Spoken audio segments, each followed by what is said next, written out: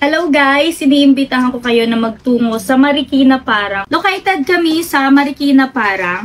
Tabi lang po namin yung Goldilocks. Yes, makikita nyo agad yung Easy Chocolates Hub. Sa mga mahihilig sa mga chocolates and gummy. Yun. Pangalan lang ng aming FB page is Easy's Chocolates Hub. Thank you so much! Eto na naman ako at samahan niyo ako sa aking bagong natuklasan. Sa tapat ako ng Barangay Parang, Marikina City. Dahil meron akong nakitang isang pwesto na nagtitinda ng mga imported chocolates. Kung may hili kayo sa mga chocolates, dito nyo lang yan makikita sa Easy's Chocolate Hub. Tabi lang ito ng Goldilocks at akyat lang kayo sa may second floor. Ang kanilang mga chocolates ay karamihan naka buy one take one. Kung pupunta kayo ay open ang kanilang store ng 11 AM until 9 PM Monday to Sunday.